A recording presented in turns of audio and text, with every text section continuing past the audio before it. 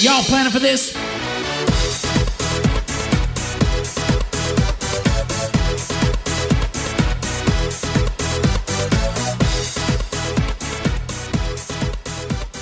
Welcome back, TPR Nation. This is Jamie Shalansky in an episode of Worlds to Conquer, and I am so excited to talk to you today because, TPR Nation, you would not believe that comes out of some people's mouths sometimes. I am just blown away daily when I have conversations with people, especially when they're just looking to start out or join a firm, and the things that they say and ask about. So today I want to talk to you about the importance of starting at the bottom. I want to talk to you about the value of pulling yourself up from the bottom, because I think in a world of information where it's just readily available to us all of the time, and we're being, fed that we should come right out of college or go get our designations, and we should be making six figures, and you should be making $1 million, this mythical $1 million by the time that you're 5 years into your practice, that we have created this culture of just entitlement, and it's almost delusional the way that people approach. And I'm not talking about kids. So I want to be really, really clear here. I'm not talking about just brand new graduates. This is not a millennial thing. This isn't a Gen Z thing. This is a people thing. And it's been happening since the baby boomers sort of raised everyone. Because I interview, so at Shalansky & Associates, our RIA up in Anchorage, Alaska, that we actively look to recruit and hire financial advisors. And these can be people that have zero experience, and sometimes they have lots of experience. They got 5 or 10 years and they've been grinding with a business model or a partner or with a BD. And they said, you know what? This got me here. It's not going to get me where I want to go next. I need to do something different. And so I'm looking to join an RIA that's already established, and I want to bootstrap myself up and start learning how you're delivering value to your clients on a regular basis. Because one thing we have done exceptionally well at Shalansky & Associates is we have fostered a culture of no drama, accountability, and being curious.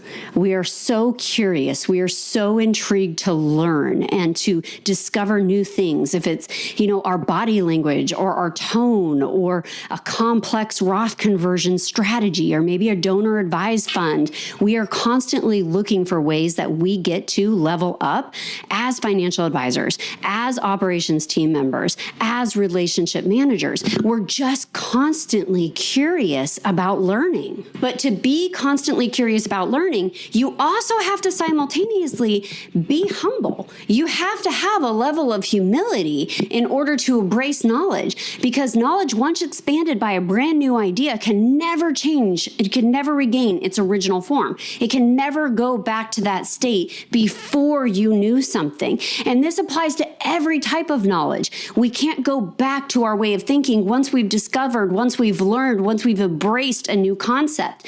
And that's so incredible. It's so profound to embrace on a daily basis, but it's also difficult. It's difficult to grow and maintain that level of culture. And so when I interview people and the financial advisors, and a lot of them, right now, I'm getting a lot of applications from people that have kind of had 5 or 10 years worth of experience, and they want to come join an RIA that's doing things different, because that's what we're all about at Shalansky & Associates. We want to deliver massive value. We want to change what financial planning means so that it makes more sense to the people, the heartbeats we are impacting on a regular basis. But sometimes I will get a financial advisor, and we're not talking a kid. This is not some 27-year-old snot-nosed kid in a graphic t-shirt and Converse thinking that he should be making millions of dollars. So what whatever image you have in your mind, wad it up on a piece of paper and scrap it. Because instead, I'm talking about the guy in suit and tie. This is the guy, and they really are mostly men, but this is the guy that has built some sort of good practice. And so maybe they've got just a little bit less than $50 million under management. So they've built a good following. They probably have really good clients, but they're just itching to double, triple, or 10x now, and they don't know how to get to that next level. And so they'll reach out to the firm and they'll come right to the door and say, hey, listen, I want to be a partner. I want to be an owner in your organization. Now, at Shalansky and Associates, are we open to partnerships and different ownership structure? Yeah, 100%. But it has to make sense. And sometimes people just think that being an owner means that your name is on the door. Well, in my case, it is, but I could care less what's in a name. Ownership isn't always about who gets the glory. It's about who endures the heartache. It's about who takes the risks.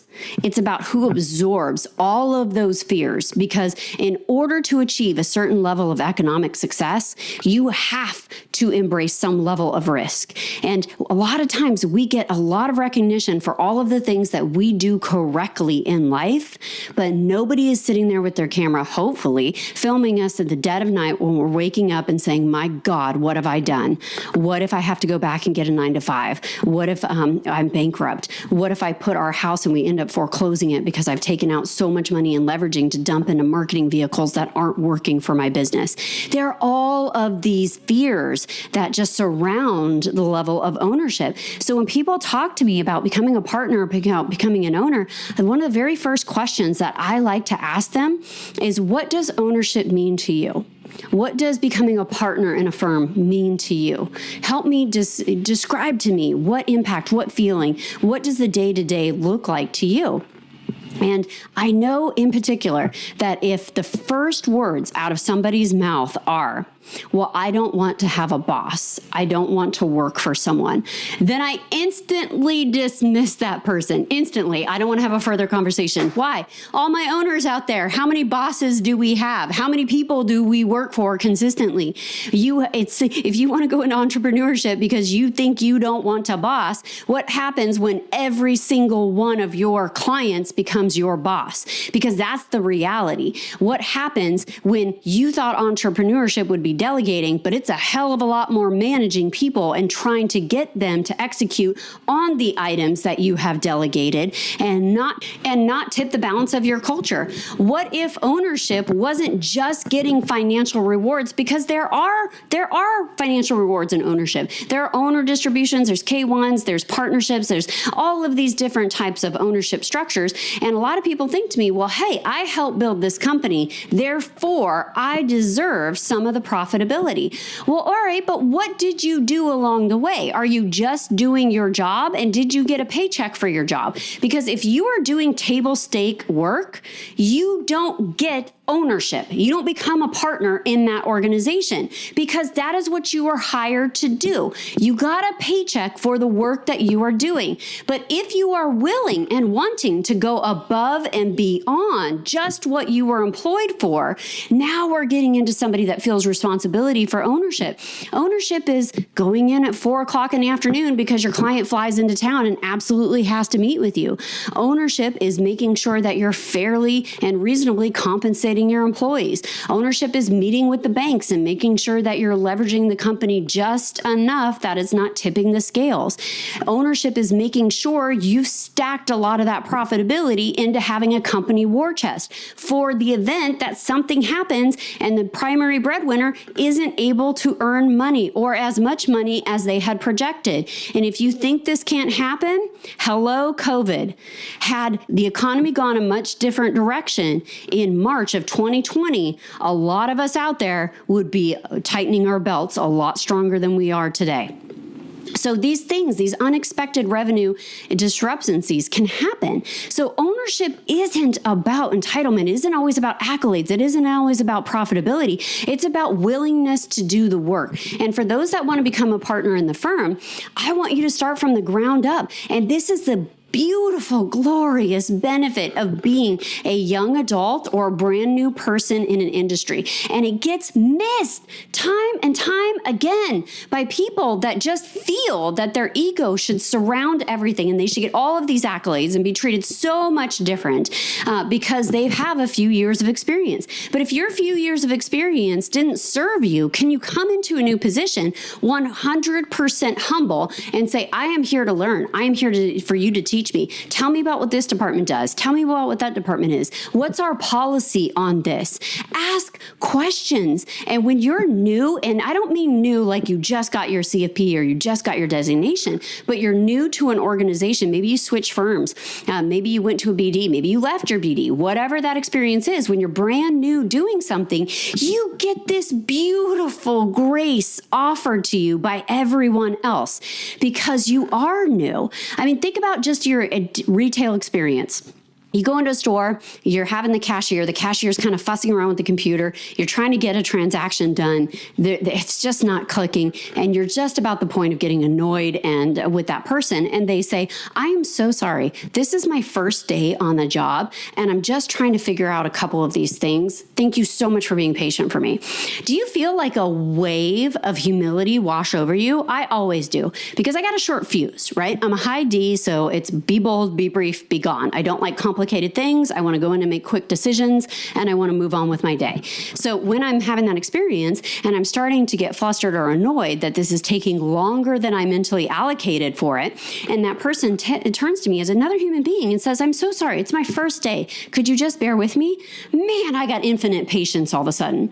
And I didn't grow infinite patience in that few moments of frustration. What I did was practice humility and grace and say, of course I would give you. Now, if I was a better person, I would have given it to them even if it was their 1,000th day at the work. But God did not make me perfect. He made me a person pursuing perfection.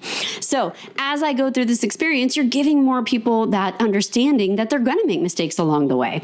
And so when you're brand new, when you join a firm, when you become a partner, when you do all these things, you get asked those kind of curious questions. But the second that you feel any of this is beneath you or that you feel you shouldn't have to ask, you're blowing it. And this is one of the reasons I love working with young adults because they ask questions. And no, we don't ever tell employees there are no stupid questions because there are stupid questions. People ask stupid questions.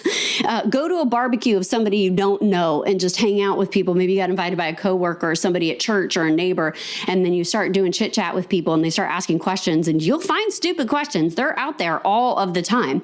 But there are curious questions, and there are questions that people could ask. Now, one thing I'm always guilty of is I tell people, in fact, I just told one of our young proteges, I said, you got exactly what you asked for. You didn't ask the right question. You didn't pay end and done. And so we were working on a pro forma together, and she needed to get the Q2 financials updated inside the pro forma. So she calls the CPA accounting firm and says, hey, listen, I need to get the Q2 financials so we can update a pro forma. So guess what the CPA sent over? They sent over the Q2 financials. That's it. No other year. They didn't start in January. They didn't do anything. So I said, well, you got exactly what you asked for. They completed the task. Here's what you should have said. You should have said, hello, so-and-so. I am so-and-so working as a financial advisor with one of our mutual shared clients. They have a meeting coming up with the bank and they need to show an updated pro forma. Can I get the financials for the most reconciled period that you had? Perhaps it's Q2 of this year. So January through June 30th. And guess what she would have got? She would have got all the information that she needed, but instead she's at the very last minute updating things, adding and devising the cells for those type of situations. So be careful with what you ask for. And so when she asked that question, she got exactly what she asked for. And she came to her and I said, aha, this is what we need to do instead. This is how you need to frame those questions. And you know what she said? Thank you. Great. I'm going to work on that. I will phrase that differently next time. And I will also give them a false deadline so we're not running so close to our meeting with the bank. Perfect. Wonderful. wonderful, beautiful. Thank you so much. So she comes at it with an attitude of humility, and she knows I'm invested in her growth, because if I can teach her to ask better questions, she's going to get better answers. But if she came at that flustered and upset and annoyed and like, oh, why didn't you tell me that in the first place? And you set me up for failure, and I can't believe, now I asked him for the wrong information. I'm going to look stupid. That would have been nothing but 100% of her ego. And how many times in our own life do we do that? How many times do we stop asking a question because we're so afraid of looking stupid? And we know this. We learned it in kindergarten that if one person has a question, there's going to be at least half a dozen others. So anytime I do a team training, we do it with a lot of our sister companies, we'll bring almost 30 people together, and I'll say, hey, everyone, when you have a question, I want you to ask it. I don't want you to interrupt this presentation. So what I'd like you to do is throw it in the chat. When we have a moment to address those, we'll go through those questions one by one and make sure that they get answered. If we can't answer them in a few seconds and they warrant having a longer conversation, we're going to have you get with your lead after this meeting so that you can ask those more in depth and more granularly. Is that okay with everyone? And everyone nods their head because they're on mute. We went through the rules of engagement about being in a team meeting. And then I say, and by the way, only the bravest people put their questions forward. Come on, guys. We know this from kindergarten, right? If you've got a question, so does everyone else, but everyone else is too scared to put it in there. So only the bravest people in this group need to put their questions in here. So what do you think that does to everyone? Now they're challenged. Now they're engaged. Now they don't want to seem like the coward. Now they want to feel brave. They want to ask those questions. And I want them in those scenarios to ask questions, because the more questions that they ask when we're not client facing, when we're not third party facing, when we're not prospect facing, then we get an opportunity to learn and to grow and to discover new things. And we are cultivating a culture of curiosity and professionalism unlike any other firm has ever seen before. But if I have people scared to ask questions, if I have people scared to look stupid, and they are putting that ego forward, they will never, ever live up to the level of professionalism that each one of them is capable of. So how many times in your own life, how many times have you gone to conferences? Have you attended meetings? Have you been a part of conversations that you stay quiet because you don't want to open your mouth and look stupid and confirm it? We're so scared of what other people think about us. We don't give it a moment to think maybe they're going to make me better. Maybe they're going to help me with something I wouldn't have otherwise gotten help for. Maybe I get to leave this conversation being a little bit better than when I came into it. And they shared with me something I didn't otherwise know. And how many of you are taking this approach with everybody in your life? Not just clients, not just prospects, not just people you think are going to benefit you, not just individuals that are there to serve you. How many times have we been in an Uber, or we've scheduled a black lane to pick us up, or we're talking to a stewardess, or we're talking to somebody next to us on the airplane, and we don't want to have conversation, and we just put our headphones on, or we stay quiet, or we pretend to look fake busy by being on our phone, instead of asking the question, hey, what brought you here? Have you always lived in Las Vegas? Is this where your family grew up? What's your background? Why aren't we having more meaningful conversations and connecting with other human beings? Because what is the worst thing? We enter into some awkward conversation we didn't want to be in. Well, unless you're stuck on the plane, and then that has happened to all of us, myself included. So I am completely guilty of the headphone trick myself. But if not, most of the time it ends up in really beneficial conversations, and you don't know who you're going to meet. I mean, how many of us out there listening? Now, it doesn't happen from Anchorage to Seattle, but man, once I get on a plane in Seattle and I'm headed to a conference, guess who's sitting around me? Other conference attendees. It's them too. They're in there. Or it's a vendor that maybe I wouldn't have made other time to connect with at the trade show, but now we've got this wonderful opportunity to be networking and asking curious questions. And if you don't want to be in the conversation, then you need to have some powerful ways of exiting conversations. You need to have some ways of wrapping it up without being rude and telling people. One of my go-to tricks, unfortunately, sometimes Once you see the magic, it's all gone. But I like to tell people, hey, listen, I want to be super considerate of your time. You shared so much with me today. Thank you so much. I'm going to dive into my book now. I do this with team members. Also, if I want to wrap up the conversation, I'll say, hey, listen, you guys have been incredible. Thank you so much for sharing your time. I know all of you are super, super busy, and I don't want to derail you from your deep focus work. So I'm going to excuse myself now. And I give them the out, and I make sure I'm showing them appreciation and gratitude of how I'm going to wrap it up. And now, my entire teams know this, so they know that I will often do that with them and wrap the conversation. They know that I'm done with it. But it's a polite way to do it. It's a respectful way to do it and get us all back on track. But when you come into a new organization and you're not, and guys, remember, I'm not saying new, I'm not saying brand new, I'm not saying right out of college, because those people are a hell of a lot easier to mold than if you have 5, 7, or 10 years of experience. Because when you have 5, 7, or 10 years of experience, you are judging every new experience by your past, your historical past. And so maybe you're bringing baggage to that. Maybe you've got a lot of baggage about people shaming you, or bosses calling you out in front of people, or embarrassing you and making you look stupid in front of clients, or coworkers that practice character assassination and try to sabotage your career plans. Whatever that is that you're bringing into the conference room is not necessarily how that person in front of you is going to treat or going to behave. But you got to be accountable for that. And you can't allow that shame, that embarrassment, that dread that follows us all around to put us in a corner and take away all of our potential for growth and opportunity.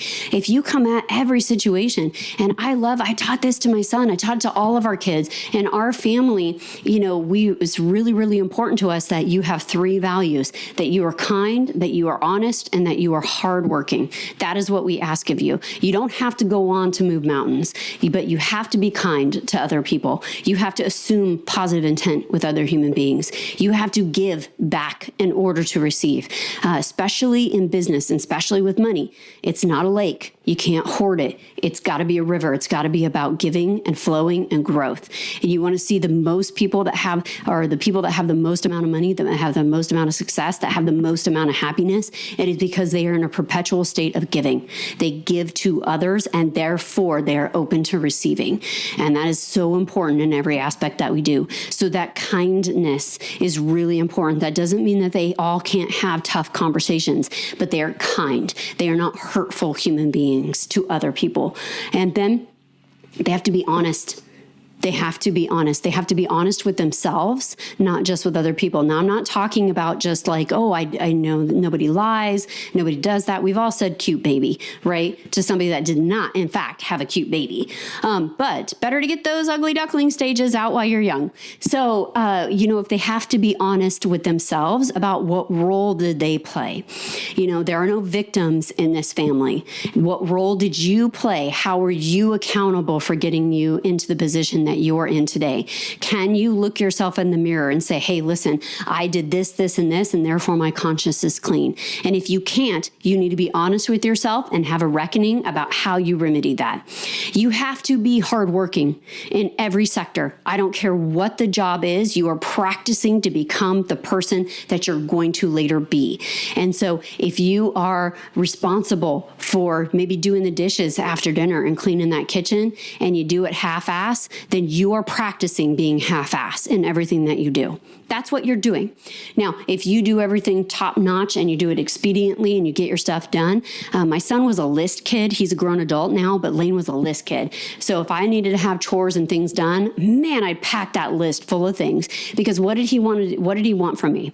He wanted freedom. He wanted time to go do the things that he wanted to go do. And therefore, he needed to meet my expectations. And so for him, his struggle is getting paid hourly now as an adult versus being paid by objective.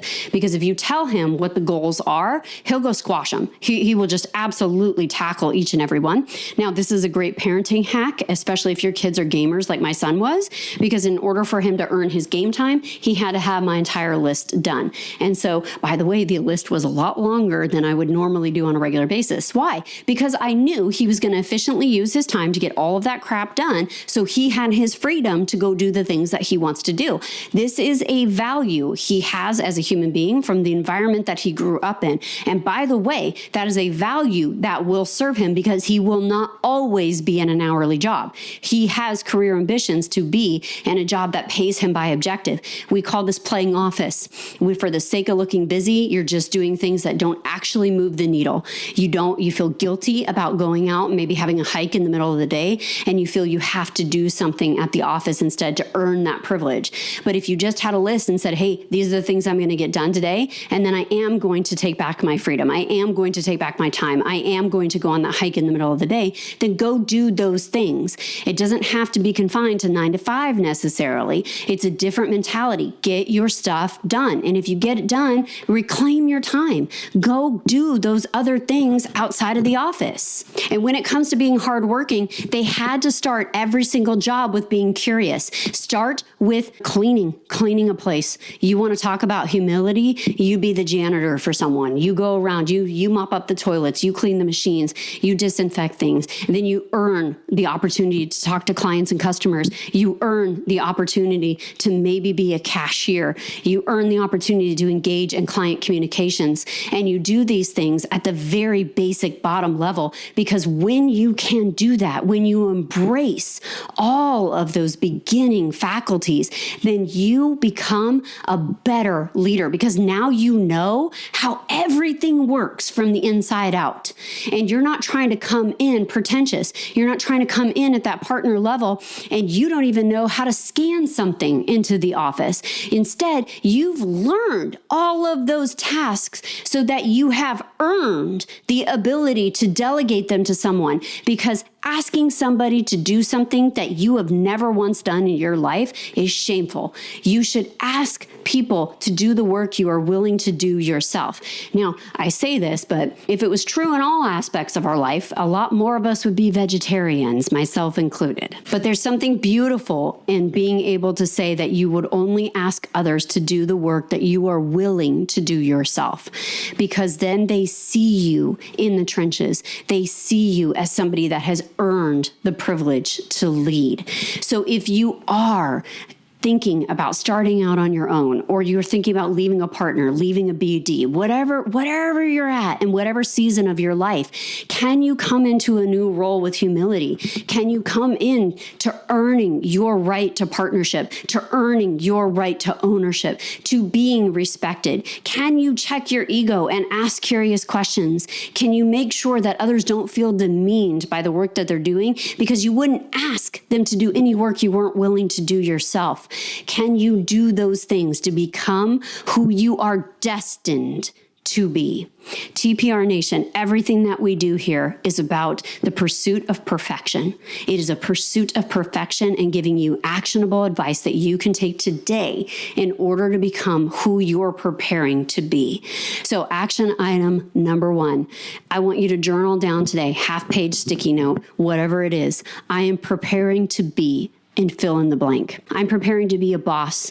I'm preparing to be the best spouse. I'm preparing to be the greatest mother. Whatever those things are, write them down. And instead of wishing for things to happen, oh, I wish I was a better husband. I wish I was a better wife. I wish I was a better mom. Instead, say, I'm preparing to be. And every single moment, ask yourself, am I preparing to be someone that finishes something half done, somebody that finds other human beings intolerable, somebody that can't find middle ground with someone? Am I preparing to be a quitter? Is that what I am preparing to do? Or am I preparing and practicing for greatness that is bestowed in part of me? It is inherent to who I am that I will be great. So write those things down, change your framework, change your approach on how you're doing this. Second action item, what is the culture like for curiosity in your organization? Are you allowed to ask questions? Are you embarrassed to ask questions? Can you give your team members, can you give your coworkers language around how to frame questions so that we dispel a lot of that embarrassment that just comes to us from being a child? None of us want to be publicly shamed. None of us. So if we give our team members that language to use, now they ask the type of questions that we all come to this earnestly in order to help somebody grow. TPR Nation, this is Jamie Shalansky in an episode of Worlds to Conquer. Go find people who share your values and change the world. Hold on before we go. Something that you need to know. This isn't tax, legal, or investment advice. That isn't our intent. Information designed to change lives. Financial planning can make you thrive. Start today, don't think twice. Be a better husband, father, mother, and